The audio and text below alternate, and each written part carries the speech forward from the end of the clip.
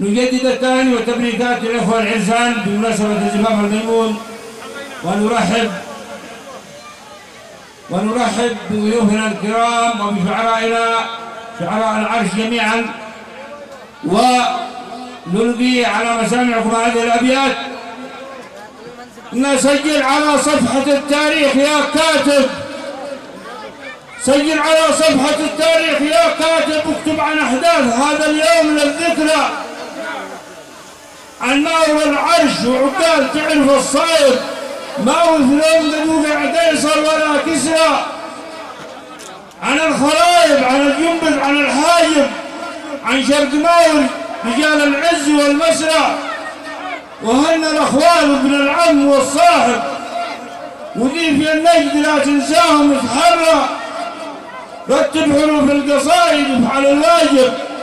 وخلى الأجيال دي من بعدنا تقرأ، لليوم وانا بمنهاج الصحب طالب، ومن تجمل قضيت الواحدة 10، جدي توصى وقال إن الصحب غالب، ومن نسي صاحبه يتحمل الوزرة، ما ياخذ السارق الا المال ذي سايب، والصاحب الجيد بالاموال ما يشرى،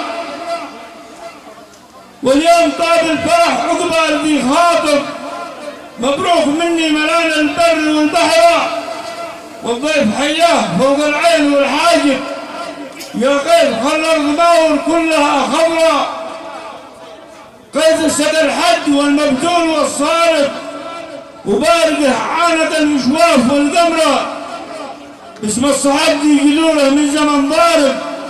يجري كما الدم وسط القلب له مجرى،